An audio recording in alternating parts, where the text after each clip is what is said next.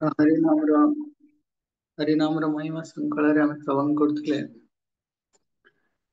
ଏମିତି ଭଗବାନଙ୍କ ନାମ ନେବା ସମୟରେ ଆମକୁ ସତର୍କ ହବାର ଅଛି କି ଆମର ମନ ନ ଭଟକିବାର ଅଛି। କାହିଁକି ନା ହରିନାମ କଳ୍ପ ବୃକ୍ଷ କିମ୍ବା ଚିନ୍ତାମଣି ସାଙ୍ଗରେ ସହିତ ସମାନ ଥାଏ। ତ ନାମ ଚିନ୍ତାମଣି କୃଷ୍ଣ ଚୈତନ୍ୟ ରସ ବିଗ୍ରହ ପୂର୍ଣ୍ଣ ଶୁଦ୍ଧ ନିତ୍ୟ ମୁକ୍ତ ଅଭିନ୍ନତ ନାମ ନାମ ଭଗବାନଙ୍କର ନାମ ଚିନ୍ତାମଣି ରୂପରେ ଯେକୌଣସି ଆଧ୍ୟାତ୍ମିକ ଚିନ୍ତା ଏବଂ ଯେକୌଣସି ଚେତନାକୁ ସେ ପରିପୁଷ୍ଟ କରିପାରିବ। ତ ୟା ପାଇଁ କଣ ଦରକାର ଥାଏ କି ଆମକୁ ନିରପରାଧ ନାମ ଲଇଲ ପାଏ କୃଷ୍ଣ ପ୍ରେମ ଧନ। ଭଗବାନଙ୍କର ଅପରାଧ ଯୁକ୍ତ ନୁହେଁ, ଅପରାଧ ରୁ ମୁକ୍ତ ହେଇକି ନାମ ନେବାର ଅଛି। ତ ନାମ ନେବାର ତିନୋଟି ବିଶେଷ ସ୍ତର ଥାଏ। ନାମ ଅପରାଧ, ନାମ ଅପରାଧ ଆମେ ଅପରାଧ ସହିତ ଭଗବାନଙ୍କର ନାମ କରନ୍ତି। ଗୋଟେ ଅପରାଧ ବି କରୁଥାନ୍ତି କିନ୍ତୁ ନାମ ବି କରୁଥାନ୍ତି। ତ ଅପରାଧ ଯୁକ୍ତ ନାମ। ତାପରେ ନାମ ଆଭାସ, ନାମ ଆଭାସ ମାନେ ଅପରାଧ କରୁନଥାନ୍ତି କିନ୍ତୁ ଭଗବାନଙ୍କର ଶୁଦ୍ଧ ନାମ ନେଇ ନଥାନ୍ତି ସେ ପର୍ଯ୍ୟନ୍ତ। ଆଉ ଅନ୍ତିମରେ ଶୁଦ୍ଧ ନାମ, ଶୁଦ୍ଧ ନାମରେ ଆମେ କୌଣସି ପ୍ରକାର ଅପରାଧ ନଥାଏ। ପୂର୍ଣ୍ଣ ରୂପେ ଆମେ କୃଷ୍ଣ ପ୍ରେମକୁ ପ୍ରାପ୍ତି ଆଡକୁ ଯାଉ।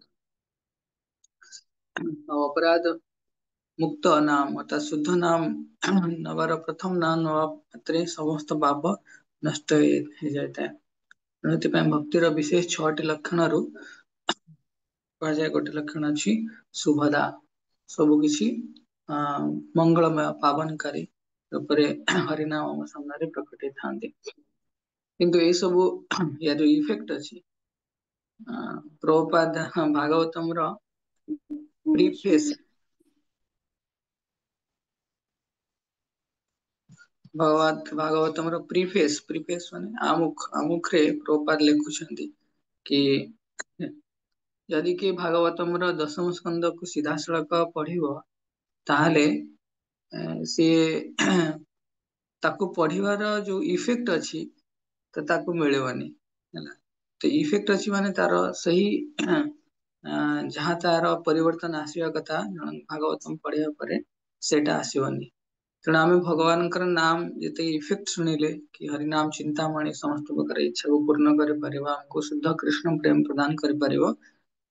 କିନ୍ତୁ ଏଇ ଯୋଉ ଇଫେକ୍ଟ ଟା କେତେବେଳେ ଆସିବ ବ୍ୟାକ୍ ବାଇ କଜ୍, କଣ କଜ୍ ଅଛି ଅଫେନ୍ସଲେସ୍ ଚାଣ୍ଟିଂ। ଅଫେନ୍ସଲେସ୍ ଚାଣ୍ଟିଂ ମାନେ ନିରପରାଧ ହେଇକି ଯୋଉ 10 ପ୍ରକାର ଅପରାଧ ଇନିସିଆଲ ଲେଭେଲରେ ଆମେ ସମସ୍ତଙ୍କୁ ନଜର କରିବା ଅଛି କାହିଁକି ନା ମୁଁ 10 ପ୍ରକାର ଅପରାଧ କରୁଛି କି ନାହିଁ। ଆଉ ଏଇ ଅପରାଧ ଜଣେ କେତେବେଳେ ମୁକ୍ତ ହେଇପାରିବ ୟାର ସିକ୍ରେଟ ଅଛି 10 ନମ୍ବର ଅପରାଧରେ। ମନୋଯୋଗ ସହକାରେ ଜପ ନ କରିବା ମଧ୍ୟ ଏକ ଅପରାଧ। ତେଣୁ ଇନ୍ଆଟେଣ୍ଟିଭ ଚାଣ୍ଟିଂ ଯଦି ଆମେ କରୁଛେ ତାହେଲେ ଆମେ ଅପରାଧର ଶିକାର ହେବା। ଅଟୋମେଟିକ ମନ ଆମକୁ କୁଆଡେ ନେଇଯିବ। ତ ଦିଟା ଜିନିଷ ମୁଁ କହୁଥିଲି କି କେତେବେଳେ ଆମେ ଇନ୍ଆଟେଣ୍ଟିଭନେସ ଆମର ଆସେ ପ୍ରଥମ କେତେ ମାଳା ଗୋଟେ ମାଳା କି 2-4ଟା ନାମ ନେଲା ବେଳେ ଆଟେଣ୍ଟିଭନେସ ରହେ। ତାପରେ କଣ ହୁଏ ଧୀରେ ଧୀରେ ଧୀରେ ଧୀରେ ଆମେ ଯେମିତି ଦେଖିଥିବ ମାଳା ଯୋଉମାନେ ହାତରେ କରୁଥିବେ ମାନେ ମାଳରେ କରୁଥିବେ ସେ ହାତ ଟାକୁ ଏମିତି ରଖିଥିବେ ଜପ କଲା ବେଳେ ସେ ଧୀରେ ଧୀରେ ବଙ୍କା ହେଇ ପଳେଇ ଆସିବ। ହେଲା ସିଧା ଅଣ୍ଟା ପୁଷ କରିକି ସିଧା ନଥିବ ପୁରା ମେରୁଦଣ୍ଡ ସିଧା କରି ବସିଥିବେ ଧୀରେ ଧୀରେ ସେ ପୁରା ଏମିତି ଶୋଇ ପଡିବ ନା ଜଣା ବି ପଡିବନି। ଆଉ ତେଣୁ ମନ ସବୁବେଳେ ଆମକୁ ବିଶ୍ରାମ ସ୍ଥିତିକୁ ନେଇକି ପଳାଏ। ତେଣୁ ଆମକୁ ଯୋଗ କରିବା ସମୟରେ ପୁରା ଆମର କମର ଅଣ୍ଟା ସିଧା କରିକି ବସିବାର ଅଛି। ଆଉ ଗୋଟେ ଜିନିଷ ଧ୍ୟାନ କରିବା ଅଛି ମନକୁ ସବୁବେଳେ କୋଉଥିରେ ଖୁସି ମିଳେ କି ଭବିଷ୍ୟତ ଆଉ ଅତୀତରେ ସେ କେବେ ବର୍ତ୍ତମାନରେ ରହିବାକୁ ଚାହେଁନି। କାହିଁକି ତାକୁ ଖୁସି ମିଳେ ମୁଁ ୟାପରେ ବିଚାର କରୁଥିଲି କାହିଁକି ନା ଅତୀତର ଜିନିଷ ଉପରେ ସେ ଯେତେବେଳେ ଭାବେ ସେ ଭାବେ କି ଏଇ ଜିନିଷଟା ଆଜି ଏମିତି ମୁଁ କରିଥାନ୍ତି ତାହେଲେ ମୁଁ ତାପରେ ଏଇଟା କରିଥାନ୍ତି।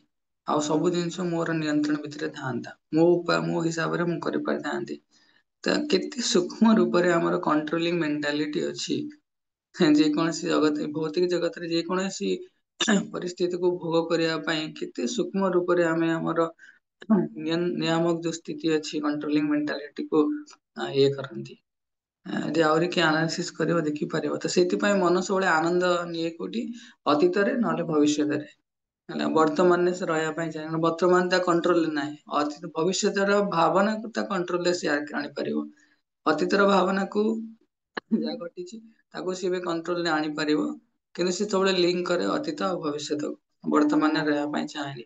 ତେଣୁ ଜପ କରିବା ସମୟରେ ସିଧା ତ ବସିବାର ଅଛି, ଭଗବାନଙ୍କ ନାମରେ ମାଇଣ୍ଡ ବଡି ଆଉ ହାର୍ଟ ତିନିଟା ଲାଇନ କରିବାର ଅଛି, କିନ୍ତୁ ମନକୁ ବର୍ତ୍ତମାନ ହିଁ ରଖିବାର ଅଛି। ତାକୁ ମନକୁ ବୁଝେଇଦବ କି ମନ ତୁ ପ୍ରଥମେ ଭଗବାନଙ୍କର ନାମରେ ଏଇ ଯୋଉ ଫାଷ୍ଟ ପଦଟି ଅଛି ଶୁଣ, ହରେ କୃଷ୍ଣ କୃଷ୍ଣ କୃଷ୍ଣ ହରେ ହରେ ହରେ ରାମ ହରେ ହରେ।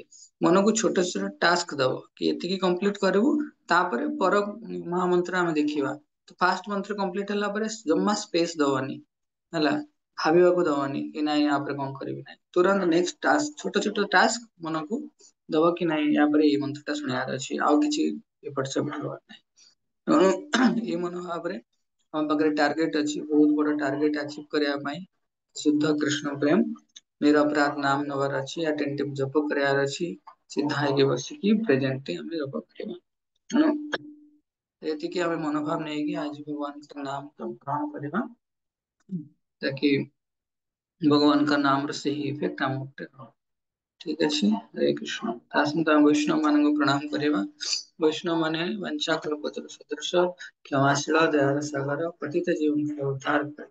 ଦୈନନ୍ଦିନ ଜୀବନରେ ଜ୍ଞାତ ବା ଅଜ୍ଞାତ ସାରରେ ଯଦି କୌଣସି ସାଧୁ ଗୁରୁ ବୈଷ୍ଣବଙ୍କ ନିକଟରେ ଅପରାଧ ହୋଇଥାଏ, ତାହେଲେ ପ୍ରାତଃ ମୁହୂର୍ତ୍ତରେ ସେମାନଙ୍କ ଚରଣ କମଳରେ କ୍ଷମା ପ୍ରାର୍ଥନା ମାଗି ନେବା ଉଚିତ। वंशाकल्पतरुर्भश्च कृपा सिन्धुभ्येव च पतितानं पावनेभ्यो वैष्णवेभ्यो नमो नमः। अनंत कोटि वैष्णव भक्त वृंद की जय। नामाचार्य श्री हरिदास ठाकुर की जय। वैष्णव ठाकुर श्रील प्रभुपाद की जय। हरे कृष्ण।